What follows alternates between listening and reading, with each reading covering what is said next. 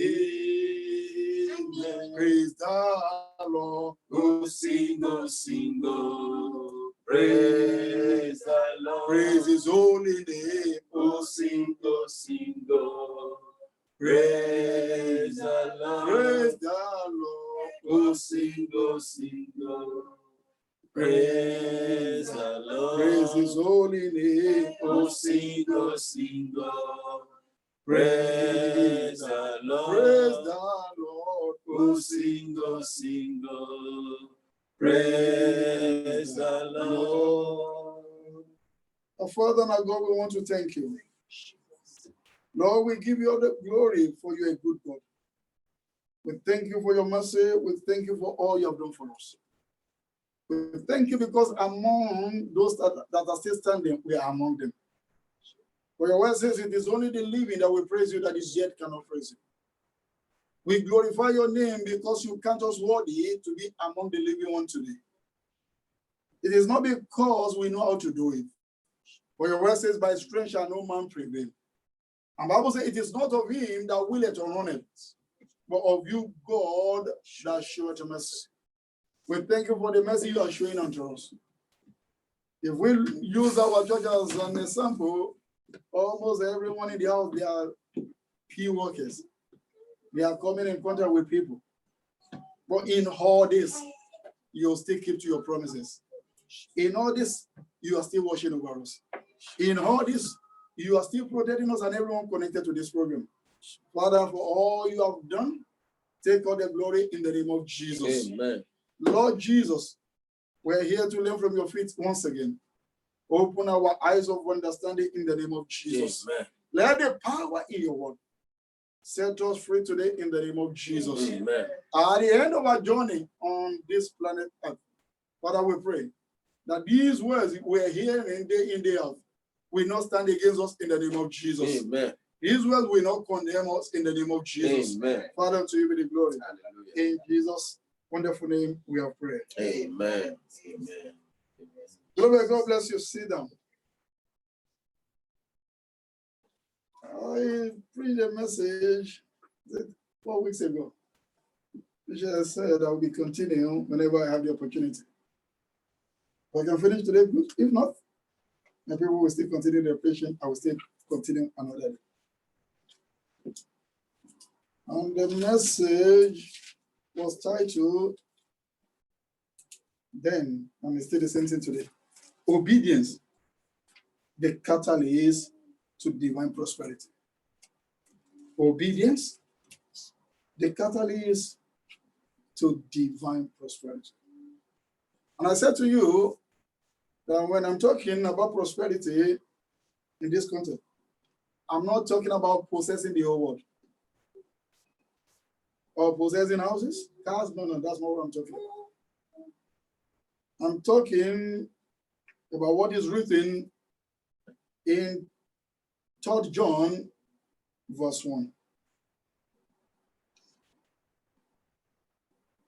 3 John verse 1. There's only one chapter, which says, Beloved, I wish you above all things, that thou mayest prosper and be in health, even as thy soul prospereth. That is, we are talking about prosperity in all countries. Talking about prosperity physically, spiritually, in every way. We are not just talking about possess, because when I say obedience, the catalyst to divine prosperity, some will be thinking the man is about to talk about money, or how to possess the whole world, or how to own the Arsenal Stadium. Some people are proposing to buy it now. And they are telling you, if you buy it now, you're not going to make anything. Because nobody is coming to stadium to watch anything again. Amen. But the prosperity I'm talking about is to prosper physically, especially spiritually. Because if one is not prospering spiritually now, it's very dangerous. You know, when the whole thing started last year, I told you that I saw a van. Some people were what? Running out of the van. And some people were going in.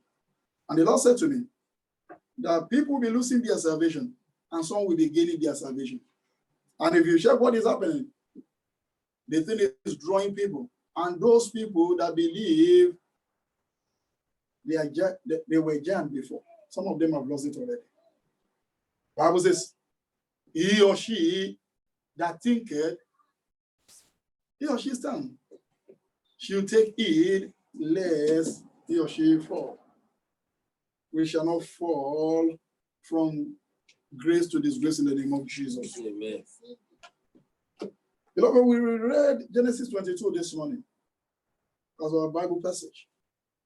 That place talks about Mr. or Daddy, don't let me call him Mr. Daddy Abraham and his son Isaac, where God commanded the man and said to him, what I need of you now is that your only son. And without agitation or hesitation, the man offered his only son. Beloved, that one house you are still building, if that is the instruction coming out from heaven now, as you are sitting there or connected to this program, that one house, you fought tooth and nail before you could even buy the land. And you can hear the voice loud and clear where you are right now. Those in the house and those in the, those of us say, daughter, donate that land and that house for him. So there is a man in Ebotaku. This is the number. Call him now and give him that land. It's not the money for your son or your daughter now. Won't you revoke that voice? Say, I dodge you. You, that voice of the devil. Go back to say that where you're coming. I'm not going to say, since all this day, at this point. Amen. But Daddy Abraham did not do that. He obeyed the commandment of God. And we read Job 36, verse 11, which you can see on the screen. The Bible says, if they obey and serve him, they shall spend their days in prosperity and their years in pleasure. Which I told you, are we spending our days in prosperity now? And our years, are we spending it in pleasure? Can we call year 2020 a pleasurable year? Amen. And this is another new year again. Are we spending this year in pleasure? Are we able to do our own one day?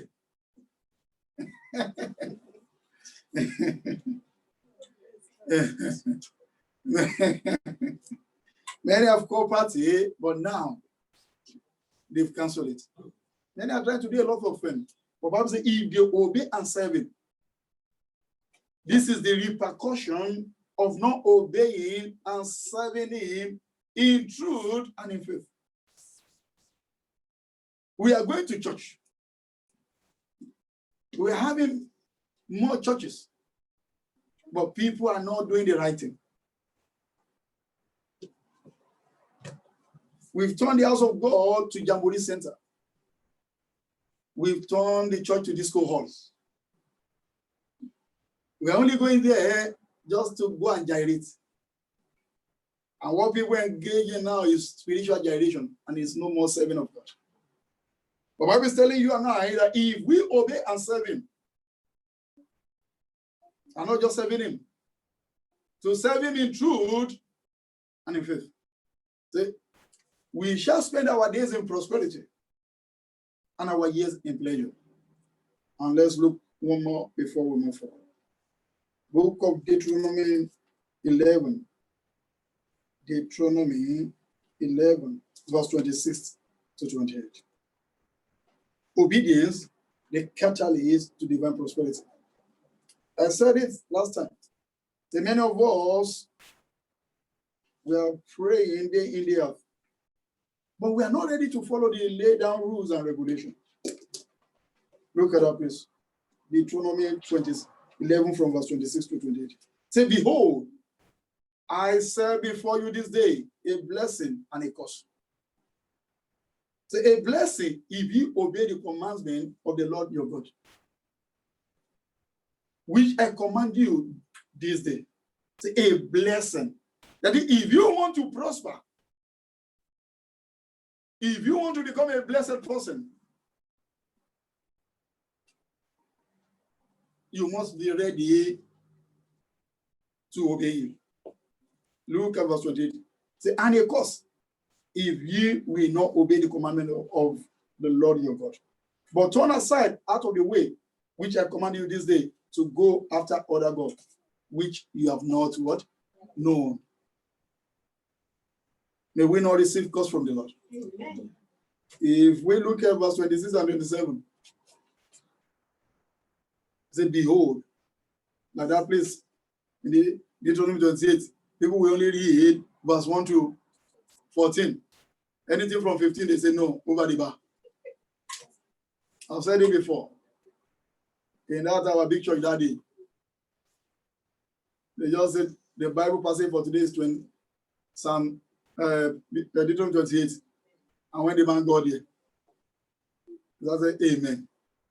Amen. By the time the man got to 15, some people will jump up. I want to go to the toilet.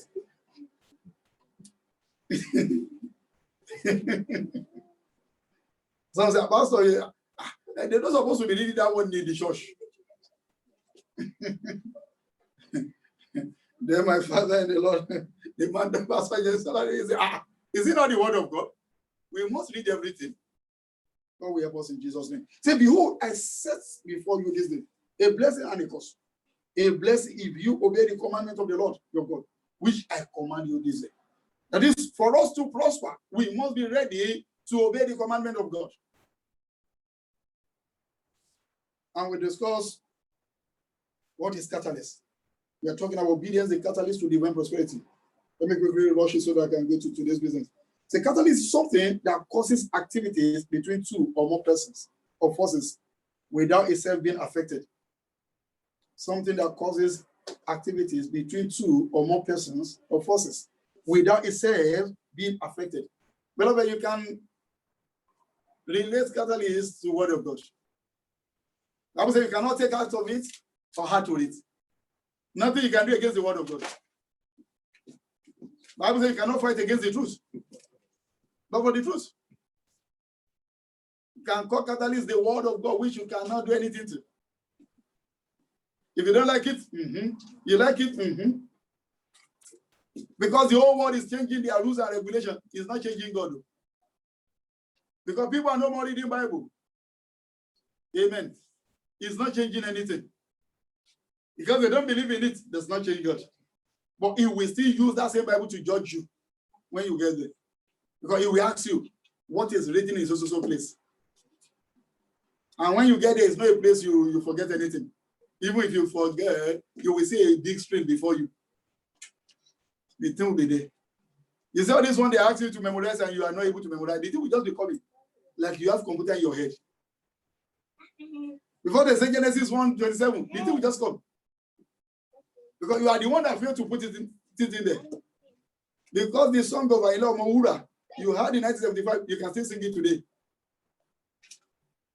The Obe of 1964 is still there. It's just a Bible that is not there. All you need now is for them to slot in the Fuji garbage of 1986. Even you remember how they do their hand that time. Fuji garbage, you will even be turning. God bless you. And not Joseph. Don't deserve me. Amen. But it's just the word of God that is not there. But when you get there, the thing will be there, and you will be reminded. The thing will be coming. Do you know what? There is no verse of the Bible you've not heard before. Only that we can't put it in here. You know when they are saying it, when the pastor stands there, the thing will be coming to you, and you will know maybe you've read it or you've heard it before. The thing will be coming to your heart. But the devil will not allow us to put it in there. But let it come to the worldly song. The thing will stay in there for years. The reason you believe you've forgotten those songs is because they are not playing it. Let them start it in. You'll be singing it line by line. Line by line. What is catalyst number 2? A thing that stimulate things, that is stimulants. You can call it stimulants. And what is catalyst again? A thing that motivates. That is motivation. And we say, what is divine? Say anything that has to do with God. Say, what is prosperity? Prosperity is a God fortune. Good fortune, accomplishment, to have wealth, to have riches, abundance, fortunes. Then, what is obedience? We're talking about obedience, the catalyst to divine prosperity. Beloved, what is obedience? When we are talking about obedience, what is it? Number 1, obedience is submission to authority. Submission to authority. Beloved, do you know many of us will fear the government more than God? Why?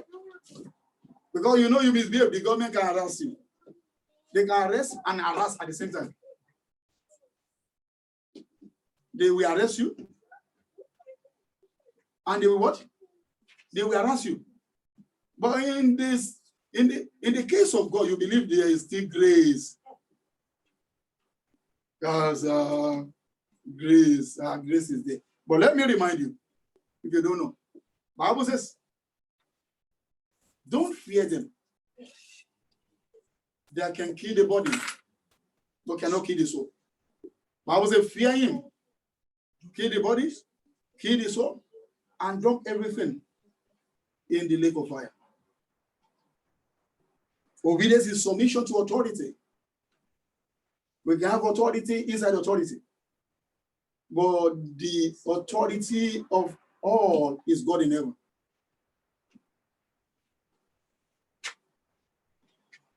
Some, they fear their wife even more than God. That if I don't do this thing, this woman can starve me. The food on the table and the one on the, you know that. And they will quickly do it. But when it comes to God, some will say, Along will rule. You are the one pushing it. No, it doesn't work like that. What is obedience? Number 2, the state or quality of being obedient. The state or quality of being obedient. Many only obey God when they're in his presence. But when they're outside, that is the end of everything. But when we are talking about disobedience, we are talking about being obedient within and without. When you're in the presence of God and when you're not there, you still obey God. When others are saying, let us disobey God, you are telling them, no, we're not going to do that. Which I've asked the question before. If you find yourself in the position of Joseph, and you've been looking for paper for 25 years, and they only say it's just 2 minutes, immediately you finish the 2 minutes, we are going to not just rest there now, we are giving you the passport.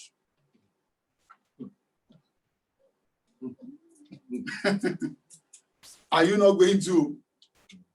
The lady said an echo. He said, my leg always open wide whenever I say khaki. So you need to shake him. All you need to do, you just shake your khaki in my presence. Say, immediately my leg is open already. Say, I don't know the reason. Maybe the boss even borrowed the car. You can even use some housekeeping. They put her on the internet too. Even the picture. You just Google what I said and you will see the picture of this. So you need to do to open my leg is just wave your khaki. So now we're talking of having the passport of that country. Are you not going to? Sorry.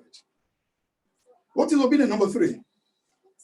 The act or practice of obeying. The act or practice of obeying. That is, you turn it to the way you act or the way you practice. Beloved, if it is the way we are eating, that's the way we are obeying God, the world will not be like this. Some cannot do without having their breakfast 6 a.m. Some 7. Some cannot even engage in any fasting. Even those that are fasting, they still eat. If it is the same way we are eating, the way we are feeding ourselves is the same way we are obeying God, the whole world will not be like this. We are the one that turned the whole world upside down, and we are now blaming God. We are the cause of the problem, and we now say, God, come and say what you've caused. Some of us will still remember that was 11 or 12 years ago, when this nation joined the league of those who we allowed John to marry John. And Rebecca to be marrying Rebecca. That time I had God clearly, which I told you. He said to me, and I said to the people of God, do you still remember? God bless you. There are no country they use stick or wood to plug my eyes that I will not find them back. But this country, they are using stick or wood in my eyes now. I'm going to fight this country. Is it not fighting us? That was about 11 or 12 years ago. We are turning the words of God upside down, and we want God to be happy. We are not following his commandment again, and we want him to be happy. And people are telling you, Bible is now what? History book. That what is in the Bible is not what you can use for the modern day. That's not good for modern United Kingdom. It's not good for modern world. What is obedience? Number 4. Conformity to the authority of a religious superior. Conformity to the authority of a religious superior. Beloved, as I stand here now, I'm not preaching myself. All I'm talking about, I'm taking it from the Bible. But you, as a listener, you either take it or leave it. You can say, leave that man is talking or saying his own. I'm only trying to explain. It's still the same thing in the Bible. If you call another person to come and stand here and preach the same thing, it can change the words or say it another way, but it's still talking about what is written in the Bible. What is obedience? Number 5. Compliance with an order. Compliance with an order. O-R-D-E-R. Compliance with an order. That is, they've given you an order for you to comply. All these things written in the Bible, they are all those commandments, you can call them order from God. Order from God. Say, my son, don't do this. My son, don't do that. When you now comply, then we are now saying, yeah, you are what? Obedient child. Even as parents, many of us, if we talk to our children and they are not listening, are we happy? When you say carry that thing, put it that place, and you return, they play, you ask your child to what? To clean up all the clothes. Since you still see the thing where you left those things, will you be happy? When you are not happy, as parents, then we're not talking about God. If God should use the sins of the whole world to judge us, we're not going to be here again. Amen. We are not going to be where? We are not going to be here again. What did they do in Sodom and Gomorrah? Huh? It's just the sin of what? Homosexuality.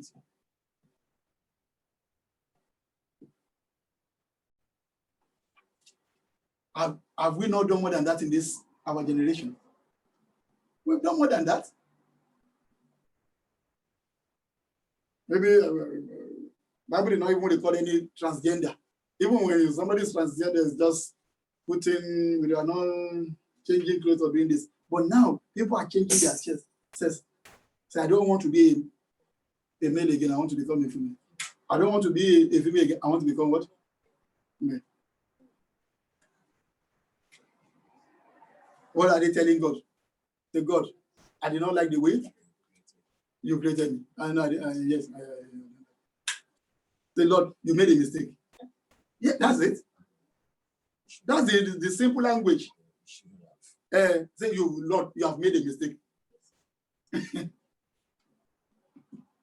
Beloved, you are thinking it was your mom and your dad that produced you. God only used them as a channel or medium of coming to this earth. They are not the one. If they are the one, you will not see anybody looking for a child. God will help us in Jesus' name. What is obedience again? Obedience is keeping the commandments of God. Keeping the what? The commandment of God. That's obedience. Keeping the commandments of God. Beloved, are you really keeping the place? You can still see it on the screen.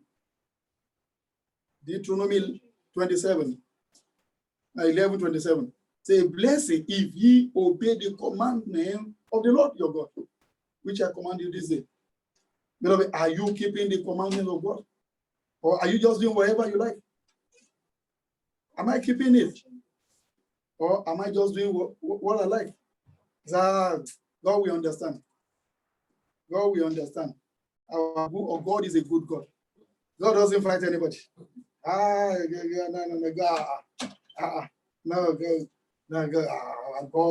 is just too good. It's a good God. Eh? Yeah, some will even use America to call it. God is a good God. He's a good God. It's a good God. God. God will help us in Jesus' name. Amen. But let's look at relationships involving obedience. Confidently, we stop it there. I continue another day. Beloved, we don't want all that is happening, but we must learn to obey God. Relationship involved in obedience.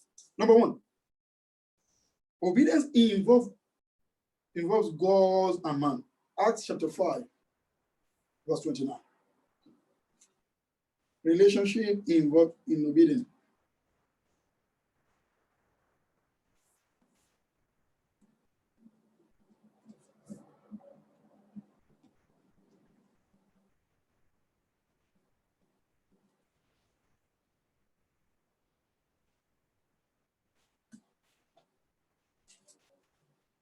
Acts chapter 5, verse 29.